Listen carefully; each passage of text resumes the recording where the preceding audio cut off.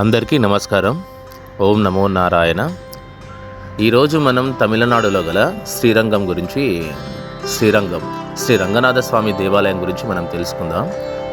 ఇది మనం లోపలికి ఇప్పుడు వెళ్తున్నామండి.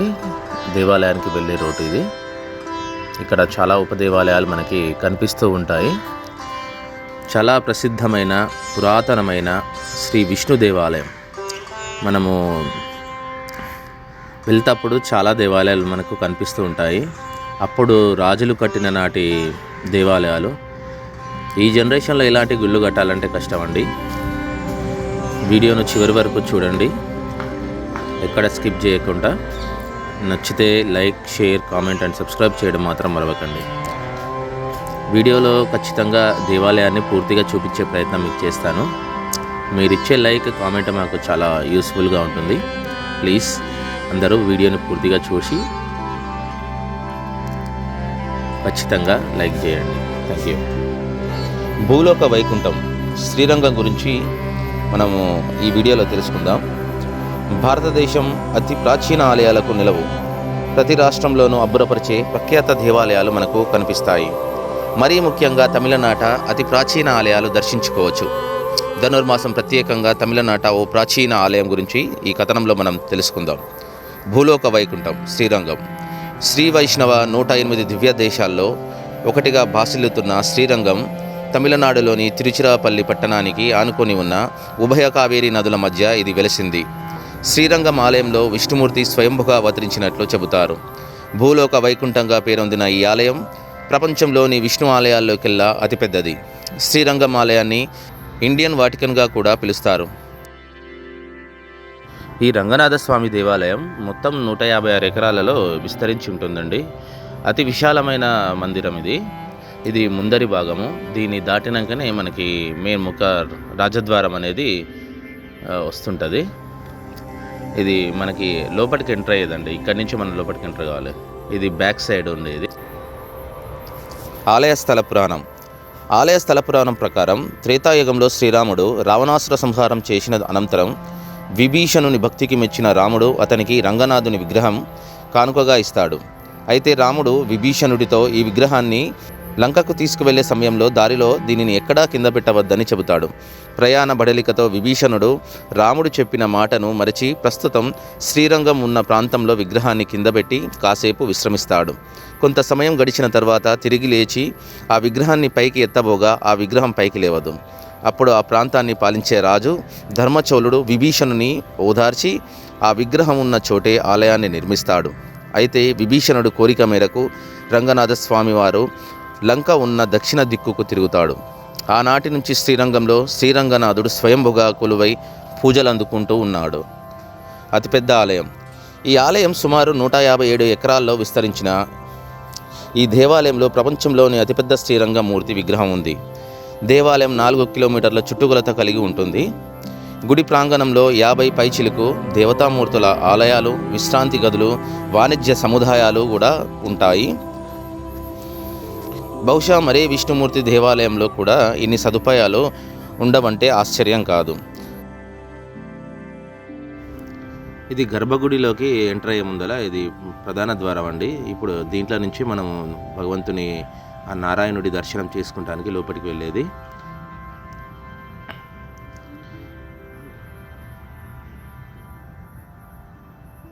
అతి ఎత్తైన గోపురాలు చుట్టూ ఎక్కడ చూసినా కానీ మనకి కనువిందు కలిగిస్తూ ఉంటాయి. మనం శ్రీరంగం వెళ్ళాలనుకుంటే మనం హైదరాబాద్ నుంచి ఫస్ట్ మొదట చెన్నై చేరుకోవాల్సి ఉంటుందండి. చెన్నై ఒకవేళ మనం చేరుకుంటే అక్కడి నుంచి చుట్టుపక్కల ఉన్న శ్రీరంగమైన చిదంబరం, అరుణాచలం ఇలా పెద్ద పెద్ద ముఖ్యమైన దేవాలయాలు మనం పోవటానికి మనకి ట్రైన్ మార్గము మరియు వెహికల్స్ మనకి చాలా అందుబాటులో ఉంటాయి. చూడండి ఆ చుట్టుపక్కల ప్రాంగణంలో దుకాణాలు చూడండి. అప్పటి రాజుల నిర్మాణమే వేరు. అసలు మనకి చాగంటి కోటేశ్వరరావు గారు ప్రవచనాలలో చెప్తూ ఉంటారు కదండి, మనం ఏ దేవాలయానికి వెళ్ళినా ఇలాంటి పుణ్యక్షేత్రాలు, మనం పెద్ద పెద్ద దేవాలయాలు, ఇప్పుడు విష్ణు దేవాలయాలైనా సరే, శివాలయాలైనా సరే, ఏదైనా సరే ఏ దేవాలయానికి వెళ్ళినా మనము ఇలాంటి పెద్ద పెద్ద దేవాలయ దర్శనం చేసుకున్నప్పుడు ఇవి చాలా మహిమాన్వితమైన దేవాలయాలండి. ఇక్కడికి వెళ్ళినప్పుడు మనం ఖచ్చితంగా మనము పోయి టైంపాస్ కాకుండా అక్కడ భగవంతుని నామస్మరణ మరియు ఆయనకు సంబంధించిన శ్లోకాలు, పద్యము ఏదో ఒకటి మనము పఠిస్తూ ఉండాలండి. ఎక్కువ భగవంతునికి దగ్గరగా ఉండేటట్లు చూసుకోవాలి. అది అనేక రెట్ల ఫలితాన్ని మనకిస్తుంది. ఆసియా ఖండంలోని అతిపెద్ద గోపురం గల శ్రీరంగం దేవాలయం 7 ప్రాకారాలతో 21 గోపురాలతో విరాజిల్లుతూ ఉన్నది. భక్తులు వీటి గుండా లోనికి నడుచుకుంటూ వెళ్తారు. ఇందులో అతిపెద్ద గోపురాన్ని రాజగోపురం అని అంటారు. దీని ఎత్తు 236 అడుగులు లేదా 72 మీటర్లు. ఆసియా ఖండంలోని అతిపెద్ద గోపురం ఇది. రంగనాథ స్వామి కొలువై ఉన్న గర్భగుడి పైకప్పు విమాన ఆకృతిలో ఉంటుంది. పైకప్పుకు బంగారు తాపడం చేశారు. గర్భగుడిలో ఆదిశేషునిపై శయనించి ఉన్న స్వామిని చూడటానికి 2 కళ్ళు కూడా చాలవు. ఎత్తైన గరుడాల్వార్. శ్రీరంగం ఆలయంలో గరుడాల్వార్ విగ్రహం 25 అడుగుల ఎత్తు కలిగి ఉంటుంది. ఈ విగ్రహానికి వస్త్రాలంకరణ కోసం 30 మీటర్ల పొడవున్న వస్త్రం అవసరం అవుతుంది. గరుడాల్వార్కు సుందరమైన శిల్పకళతో కూడిన ఒక మండపం కూడా ఉంది. తమిళనాడు శ్రీరంగం. ఇది అరుణాచలం నుంచి 150 కిలోమీటర్స్ వస్తుంది. అసలు ఇది మనం నోటితో చెప్తే ఫోన్లో పురాతన పాత మొత్తం రాతి కట్టడం, అద్భుతమైన శిల్పకళ. మీరు వచ్చి చూడండి, చాలా బాగుంది. జై శ్రీరామ్. శ్రీరంగం ఆలయంలో గరుడాల్వార్ విగ్రహం 25 అడుగుల ఎత్తు కలిగి ఉంటుంది. ఈ విగ్రహానికి వస్త్రాలంకరణ కోసం 30 మీటర్ల పొడవున్న వస్త్రం అవసరమవుతుంది. గరుడాల్వార్కు సుందరమైన శిల్పకళతో కూడిన ఒక మండపం కూడా దీనిలో ఉందండి. ధన్వంతరి దేవాలయం. ప్రపంచంలోనే ఏకైక ఆలయంగా ఉన్న ధన్వంతరి దేవాలయాన్ని శ్రీరంగం ఆలయ ప్రాంగణంలో మనం చూడవచ్చు. కేవలం ఇక్కడ మాత్రమే సాగర మదనం నుండి ఉద్భవించిన దేవతా వైద్యుడు, ఆరోగ్య ప్రదాత ధన్వంతరికి దేవాలయం కలదు. భద్రంగా శ్రీరామానుజుల పార్థివ దేహం కూడా ఇక్కడ మనం గమనించవచ్చు. శ్రీ రామానుజాచార్యులు పరమపదించి 1000 ఏళ్లకు పైగా గడిచిన ఆయన శరీరాన్ని నేటికి ఇక్కడ భద్రపరిచి ఉంచడం ఒక విశేషం. రామానుజాచార్యుని పార్థివ దేహాన్ని క్రీస్తు శకం 8వ శతాబ్దంలో ఇక్కడ భద్రపరిచారు. బంగారు స్తంభాలు. శ్రీరంగనాథుని గర్భాలయానికి ఎదురుగా ఉన్న స్తంభాలకు తిరుమనైతూన్ అని పేరు. అలాగే చిలుకలు మండపం, యాగశాల, విరాజుబావి మొదలగునవి మనం ఇక్కడ చూడవచ్చు. ఆలయ ప్రాంగణంలో 2వ ప్రాకారంలో పవిత్రోత్సవ మండపం, హయగ్రీవులకు, సరస్వతీదేవికి ఆలయాలను కూడా మనం ఇక్కడ చూస్తానికి ఉంటుందండి.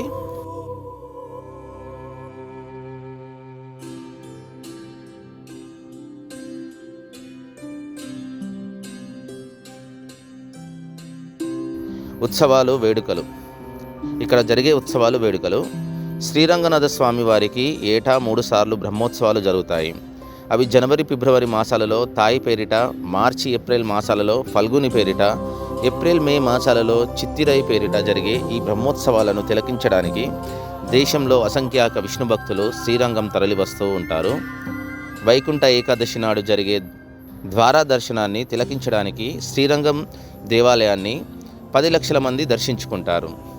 ఏటా ధనుర్మాసం 30 రోజులు అత్యంత వైభవంగా తిరుప్పావై ఉత్సవాలు జరిగి చివరి రోజు శ్రీ గోదా రంగనాయక కళ్యాణం కమనీయంగా ఇక్కడ జరుగుతూ ఉంటుంది. ఈ ధనుర్మాసంలో తప్పకుండా దర్శించాల్సిన శ్రీరంగనాథుని ఆలయాన్ని మనం కూడా దర్శిద్దాం మరియు తరిద్దాం. జయ శ్రీమన్నారాయణ.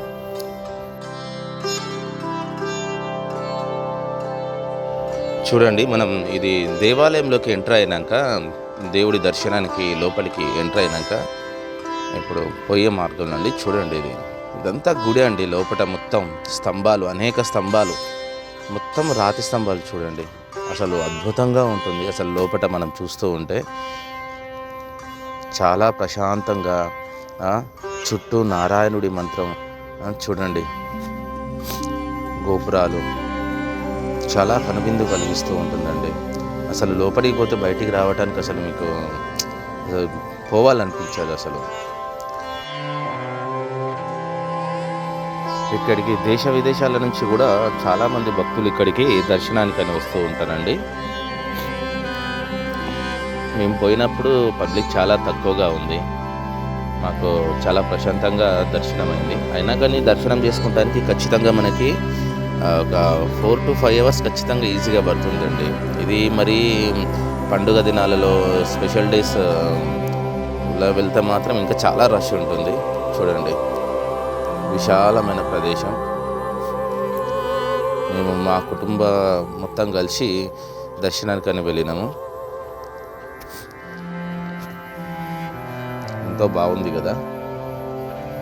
మనం డైరెక్ట్ వెళ్ళి చూస్తే అసలు అది వేరు ఉంటుంది. అసలు లోపల టికెట్ మనకు క్యూ లైన్లోనే మనం వెళ్తుంటే మనం అక్కడ టికెట్స్ ఇస్తారండి. మనకి ఫ్రీ దర్శనం అయినా సరే, మనకి డబ్బులు పెట్టిపోయినా స్పెషల్ దర్శనం అయినా సరే మనకి టికెట్స్ అక్కడ అవైలబుల్ ఉంటాయి. అక్కడ తీసుకొని మనం దర్శనానికని వెళ్ళొచ్చు. ఇది దర్శనం చేసుకొని బయటికి వచ్చాక ఇలాగే నేను మన ఛానల్లో దేవాలయాలు, మన హిందూ ధర్మానికి సంబంధించిన విషయాలు, భగవాన్ రమణ మహర్షుల వారి గురించి శాస్త్రాలు, రామాయణ మహాభారతాల గురించి నేను వీడియోలు చేస్తూ ఉంటాను. వీడియోను ఖచ్చితంగా ఛానల్ని ఒకసారి వీక్షించండి. నచ్చితే సబ్స్క్రైబ్ చేయడం మాత్రం మరవకండి. Thank you.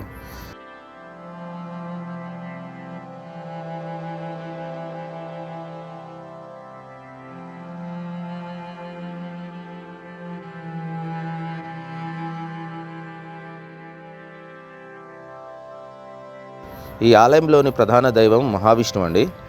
ఈ ఆలయాన్ని తమిళ నిర్మాణ శైలిలో నిర్మించారు. ఈ గుడి గురించి ప్రాచీన తమిళ సాహిత్యమైన దివ్య ప్రబంధంలో వివరించారు. ఈ గ్రంథంలో 6 నుంచి 9వ శతాబ్దం వరకు ఉన్న అల్వారుల గురించి కూడా మనం చూడవచ్చు. ఈ క్షేత్రాన్ని విష్ణువుకు ప్రీతికరమైన 108వ దివ్య దేశాలలో ఒకటిగా పరిగణిస్తారు మన వైష్ణవులు. ఈ ఆలయంలో తెంకలై సంప్రదాయంలో పూజాధికాలు భగవంతుడికి జరుగుతూ ఉంటాయి. దక్షిణ భారతదేశంలో పురాతనమైన ప్రముఖమైన వైష్ణవ ఆలయాల్లో ఇది ఒకటి. ఈ ఆలయ చరిత్ర చాలా సుప్రసిద్ధమైనది. కావేరీ నదిలో ఒక ద్వీపం వంటి దానిలో ఉండే ఈ ఆలయం ఎన్నో ముస్లిం, యూరోపియన్ రాజుల దండయాత్రలకు గురైందని మనకి చరిత్ర చెబుతుందండి. ఈ ఆలయ ముఖద్వారమైన రాజగోపురం దాదాపు 13 సెంట్ల విస్తీర్ణంలో విస్తరించి ఉంటుంది. చాలా పెద్ద గుడి అండి. ఈ గోపురం ఎత్తు 237 అడుగులు కావడం మరో విశేషం. ఈ గోపురానికి 11 అంతస్తులు ఉన్నాయి.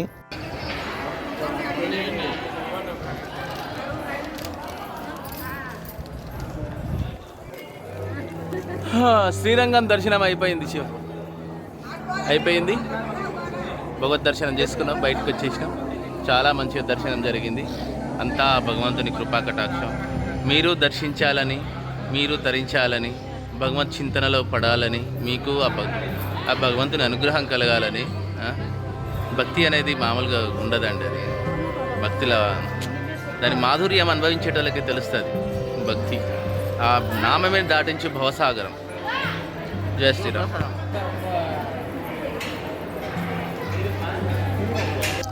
తమిళ నెల మార్గలిలో జరిగే 21 రోజుల పాటు జరిగే ఉత్సవంలో దాదాపు 10 లక్షల మంది భక్తులు పాల్గొంటారు. శ్రీరంగంలోని ఈ దేవాలయాన్ని ప్రపంచంలోని అతిపెద్ద హిందూ ఆలయంగా పేర్కొంటారు. నిజానికి ఈ కంబోడియాలోని ఆంకోర్ వాట్ ఉన్న ప్రస్తుతం అది బౌద్ధ దేవాలయంగా మారిపోయింది.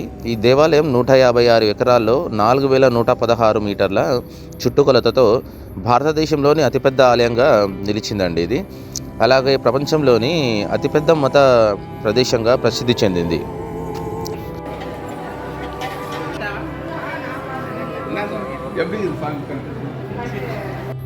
శ్రీ రంగనాథ స్వామి ఆలయంలో ఉపదేవతలు ధన్వంతరి సన్నిధి, గరుడాల్వార్ సన్నిధి, ఉడయవర్ సన్నిధి, తాయార్ సన్నిధి, హయగ్రీవార్ సన్నిధి, చక్రధ్వజ్వర్ సన్నిధి అని ఉప ఆలయాలు మనకి ఉంటాయండి మొత్తం. మరియు ఈ ఆలయంలో 53 ఉపసన్నిధులు కూడా ఉంటాయి. శ్రీరంగంలోని రంగనాథ స్వామి ఆలయం, పెరియ కోవిల్, భూలోక వైకుంఠం మరియు శ్రీరంగం, తిరుపతి అని కూడా దీనిని పిలుస్తారు. ఇది తిరుచిరాపల్లి నగరానికి ఉత్తరాన 12 కిలోమీటర్ల దూరంలో, చెన్నైకి నైరుతి దిశలో 325 కిలోమీటర్లు దూరంలో ఇది ఉంటుందండి.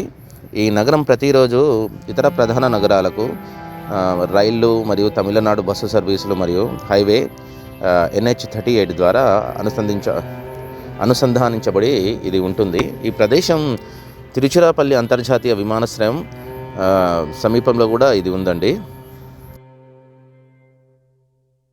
ఈ ఆలయ స్థలం కావేరీ నది మరియు కొల్లిడం నది సరిహద్దుగా ఉన్న ఒక పెద్ద ద్వీపంలో ఉంటుంది.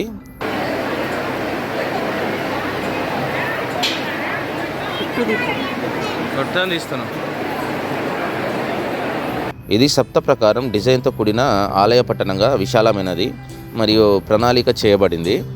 ఇక్కడ గర్భగుడి, గోపురం, సేవలు మరియు నివాస ప్రాంతం 7 కేంద్రీకృత ఆవరణలలో కలిసి ఉంటాయి. మధ్యయుగ శతాబ్దాల దండయాత్ర మరియు విధ్వంసం తర్వాత ప్రాకార గోడలు జోడించబడ్డాయి. ఈ ప్రదేశంలో 2 ప్రధాన ఆలయాలు ఉన్నాయి. ఒకటి విష్ణువు రంగనాథ స్వామిది, మరొకటి శివుడిది జంబుకేశ్వరుడిగా. ఈ ద్వీపంలో కొన్ని గుహా దేవాలయాలు ఉంటాయి.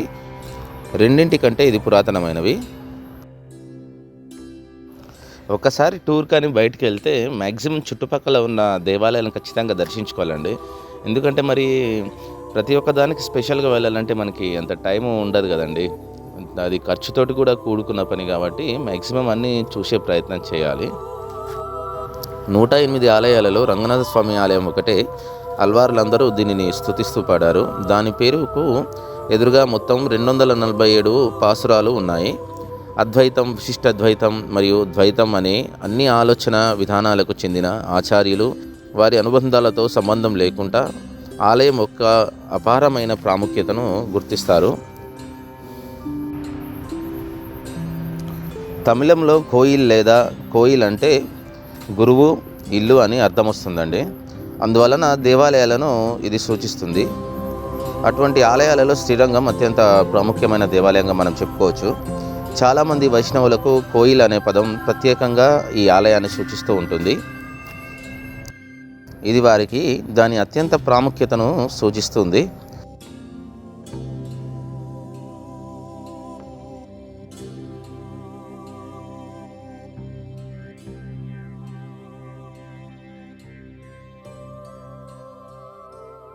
దేవతను కస్తూరి రంగ మరియు అలగియా మనవాలన్ అని కూడా మనం పిలుస్తారు.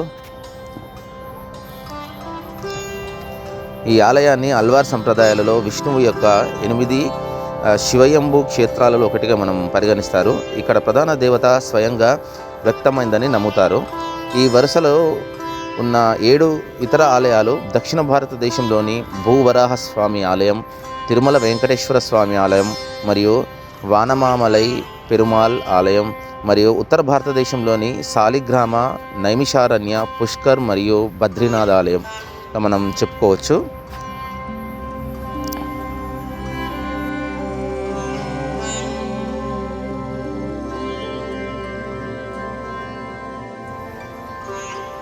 చూడండి, ఇది కింద ఒకటి ఉన్నది కదండి, అది దాంట్లో మన ఫింగర్స్ పెట్టి చూడండి అతను ఎట్లా తిప్పుతున్నాడు. కొద్దిగా మనం క్రాస్ అయి చూస్తే ఎదురుగా ఒకటి దేవుడిది అది ఉంటుందండి, ద్వారం ఉంటుంది, గర్భగుడి ద్వారం ఉంటుంది. అది కనిపించాలంట. అది యాక్చువల్గా నాకు కూడా తెలియదు. అది వాళ్ళు వేరే లాంగ్వేజ్లో చెప్తున్నారు, అది నాకు అర్థం కాలేదు. చూడండి ఎట్లా చూస్తున్నాడు. దాంట్లో ఫింగర్స్ పెట్టి ఇట్లా తిరిగి మనం చూస్తే ముందల ద్వారం కనిపిస్తే చాలా మంచిదంట. అది ఏమంటే అందరికీ కనిపించదు అని అంటారు. ఇప్పుడు మన దేవాలయాలలో చాలా రహస్యమైన విషయాలు మనకు ఉంటాయి కదండి. బ్యాక్ సైడ్ ఇది మొత్తం దర్శనం చేసుకొని వచ్చినాక ఇప్పుడు ఇది వెనక సైడ్, ఇది ఇంకా ఇక్కడే మనకి లాస్ట్ దర్శనం అయిపోతుంది. కనిపించేదే ఇది అసలు ఎంత అద్భుతంగా ఉంటుందంటే, ఇది నరసింహస్వామి దేవాలయం అండి. అది మనకి చూస్తానికి దీంట్లో అట్లా అనిపిస్తుంది కానీ చాలా హైట్లో ఉంటుంది. ఇది మొత్తం రాతి నిర్మాణం, మొత్తం ఫ్యామిలీ చూడండి, పిల్లలు ఎంత మంచిగా ఆడుకుంటున్నారో. ఇది వెనక సైడ్ అండి. ఇది మేము పోయిన రోజు అసలు వాస్తవానికి చాలా ఫ్రీగా దర్శనం అయింది. రష్ చాలా తక్కువ ఉంది. మార్నింగ్ టైంన వెళ్ళినాం మేము. అరుణాచలం దర్శనం అయిపోయాక అక్కడి నుంచి శ్రీరంగం ఎప్పటి నుంచో అనుకుంటున్నాం. పక్కన ఉన్న దేవాలయాలు వాటిలో శ్రీరంగం ఒకటి, చిదంబరం ఒకటి. చిదంబరం కుదరలేదు ఈసారి, కానీ శ్రీరంగం మాత్రం మంచిగా చూడండి. విష్ణు దేవాలయం. ఇలాంటి ప్రదేశాలకు పోయినప్పుడు విష్ణు సహస్రనామం, మనకు వచ్చిన ఆ నారాయణుడి మంత్రం, లేకుంటే భగవన్ నామస్మరణ. అన్నిటికంటే ఇప్పుడు కలియుగంలో మనకి భగవన్నామస్మరణ అనేది చాలా ముఖ్యమండి. వాస్తవానికి మనం దేవాలయాలకు పోయినప్పుడే కాకుండా నిత్యం మన నిత్య జీవితంలో మనం భగవన్నామస్మరణ మనం అలవాటు చేసుకోవాలి ఖచ్చితంగా. ఈ సమయంలో చేసుకోవచ్చు, ఈ సమయంలో చేసుకోకూడదు అని ఏం ఉండదండి. సర్వకాల సర్వావస్థల యందు భగవన్నామస్మరణ అతి చాలా ఎట్లా చెప్పాలంటే అది దాన్ని వదలవద్దు. ఇప్పటికైనా సరే మనం భగవన్నామస్మరణ నోట్లో మనం చేస్తూనే ఉండాలి. వాస్తవానికి అసలైన మిత్రువైనా సరే, బంధువైనా సరే, ఏదైనా సరే మనకి ఆయననే. కానీ మనం అది మర్చిపోయి మనం ఈ బహుబంధాలలో మనం చిక్కుకొని మనం దైవానికి దూరం అవుతాం. మనం సంసారం, మనం గృహస్థులం, మనకు అంటే కర్తవ్య బాధ్యతలు ఉంటాయి, ఎన్నో సమస్యలు ఉంటాయి. కానీ అంటాడు కదా రామదాస్ ఒకానొక సందర్భంలో, శ్రీరామని నామం ఎంతో మధురం, ఎంతో మధురం అని పాడుకుంటూ ఆ నామమే దాటించి భవసాగరం అని. అన్ని సమస్యల నుంచి ఆ నామమే మిమ్మల్ని గట్టెక్కిస్తుందండి. అసలు నన్ను అడిగితే భగవన్నామస్మరణ చేయంగా అది కొన్ని రోజులకి అది మీకు ఎంత ఫలితాన్ని ఇస్తుందంటే, ఒక వ్యక్తి, మనకి ఇష్టమైన వ్యక్తి మన ఎంట ఉంటే మన కష్టాలు, సుఖాలు, సంతోషం ఏదైతే మనకు సంబంధించిన ఏవైతే చెప్పుకొని మనం ఎట్లయితే మనం సంతోషంగా ఉంటామో, మనకి ఒక వ్యక్తి వెంట ఉన్నట్టేనండి. మన వెన్నంటే ఉంటాడు భగవంతుడు. అసలు దాన్ని ప్రత్యక్షంగా మనం ఆ భక్తిలో పడి మనం దాన్ని అర్థం చేసుకుంటే అర్థమయ్యేది అది. కానీ భగవన్నామస్మరణ వీడకండి. ఇష్టదైవం ఏదైనా సరే, ఏ రూపంలో పిలుచుకున్నా సరే, ఇదేముందండి దేహం చెత్త, ఒక రోజుకి కట్టెలో కాలి బూడిదైపోయేది. కానీ పరబ్రహ్మం అయితే, లోపల ఉన్న జీవం అయితే, ఆత్మ అయితే ఒకటే కదా, పరమాత్మ స్వరూపం. అది అగ్గికి పంచభూతాలకు దేనికి లొంగంది, పరమాత్మ స్వరూపం అదే కదా. నీలో గలడు, నాలో గలడు, అంతటా గలడు, ఇందు గలడు అందులేటని సందేహం లేదు అంటారు కదా. ఎందు వెతికినా అందందే గలడు. మనం చూసే దృష్టిని బట్టి ఉంటుంది. ఇది లెక్చర్ అనుకోకండి, కానీ ఇది రియల్.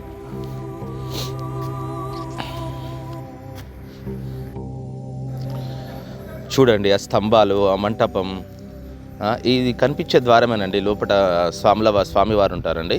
మనం లోపలికి పోయి దర్శనం చేసుకొని, ఇదే లాస్ట్ దర్శనం ఈ గుడిలో, శ్రీరంగం దేవాలయంలో. ఫస్ట్ మనం గర్భాలయంలో మనం భగవంతుని శ్రీమన్నారాయణని దర్శనం చేసుకొని వచ్చాక ఇది బ్యాక్ సైడ్ ఉంటుందండి. ఇది ఇక్కడ దర్శనం చేసుకొని బయటకు వచ్చాక ఇది ఎగ్జిట్ ప్లేస్ అన్నట్టు. ఇది మనం ఇందాక స్టార్టింగ్లో వచ్చాం కదా కారులో, ఈ ప్లేస్ నుంచి వచ్చి మనం తిరిగి ఎక్కడ కార్ పార్కింగ్ చేసుకొని ముందల రాజగోపురం, అవన్నీ గోపురాలు, ఇంకా చుట్టుపక్కల ఉన్న గోపురాలు దర్శనం చేసుకొని లోపటి నుంచే ఇది బయటికి ఎగ్జిట్ ప్లేస్. ఇది చూడండి, ఇది నరసింహస్వామి దేవాలయం. ఉపదేవాలయాలు 53, 54 దగ్గర ఉపదేవాలయాలు చాలా ఉంటాయండి దీంట్లో. మీకు మ్యాక్సిమం ఒక 7 to 8 అవర్స్ అన్నా పడుతుంది. కరెక్ట్ మీరు టైం వెచ్చించి మీరు చూసుకుంటే 7 to 8 అవర్స్ టైం ఖచ్చితంగా పడుతుంది దీంట్లో.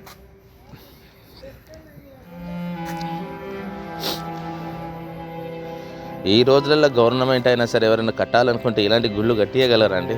అప్పుడు రాజులు, వాళ్ళకున్న భక్తి, భగవంతుని మీద ప్రీతి, చూడండి ఆ శిల్పకళ, ఆ దేవాలయాలు, అంత విశాలమైన దేవాలయాలు, చాలా అద్భుతమైన ప్రదేశాలు. సంపాదించిన సంపాదనలో 10% మనది కాదంటారు కదా. 10% తీసేసి దాన్ని దాన ధర్మాలకి ఖర్చు చేయాలి, అది మన సొమ్ము కాదని అంటారు కదండి. అలాగే కొంత పర్సంటేజ్ మనం సంపాదించే దాంట్లో ప్రతి నెల కొంత వెనుకకేసుకుంటే సంవత్సరానికి ఎంతో కొంత అమౌంట్ అవుతుంది. ఖచ్చితంగా వీలున్న కాడికి ఒక్క దేవాలయం సరే ఇలాంటి పుణ్యక్షేత్రాలు దర్శించుకుంటే జీవితం ధన్యం. చూడండి శ్రీ మహావిష్ణువు.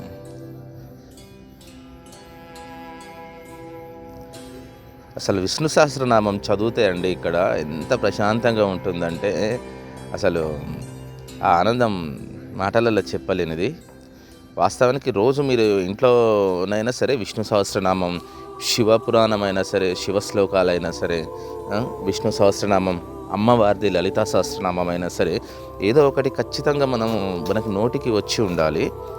రోజు దీనిని పఠనం చేయడం ద్వారా కొంతకాలానికి మనకి అది కంఠస్థమైపోతుంది. మనకి బుక్ లేకున్నా కానీ మనం చదివే స్థితికి వెళ్ళిపోతాం మనం. అయిపోయింది అదండి దేవాలయ దర్శనం. టోటల్ మ్యాక్సిమం మీకు దేవాలయాన్ని చూపించానండి. ఇక బయలుదేరే సమయం ఇది. బయటికి వచ్చేసాము ఇప్పుడు. ఎగ్జిట్ ప్లేస్ ఇది. మనకి అన్నీ ఇలాంటి ద్వారాలు కనిపిస్తూ ఉంటాయి. మనం ఎంట్రన్స్లోనే ఎంటర్ అయ్యేటప్పుడైనా సరే, ఎగ్జిట్ అయిపోయినా సరే, మనకి ఇలాంటి చాలా ద్వారాలు మనకు కనిపిస్తూ ఉంటాయి. దీంట్లో నుంచి మనం వెళ్ళాల్సి ఉంటుంది, రావాల్సి ఉంటుంది. ఇవన్నీ ప్రదేశాలు మనం ప్రత్యక్షంగా చూస్తుంటే మనకు అనిపిస్తుంది అప్పటి రాజులు పరిపాలించిన విధానము, ఆ ప్రదేశం, ఆ సామ్రాజ్యం యొక్క గొప్పతనము, ఆ రాజుల గొప్పతనము, వాళ్ళకి భగవంతుని మీద ఎంత ప్రీతి ఉందనేది మనకి అర్థమవుతుంది. వీలుంటే మీరు కూడా ఖచ్చితంగా దర్శించుకోండి. అందరికీ ఆ భగవంతుని దర్శనం జరగాలని, భగవంతుని భక్తి కలగాలని, ఆ భగవంతునికి అందరూ దగ్గరగా జీవించాలని, ఆ శ్రీమన్నారాయణుడి శివుడి అనుగ్రహం కలగాలని కోరుకుంటూ సెలవు. హర హర మహాదేవ్. ఓం నమో నారాయణ.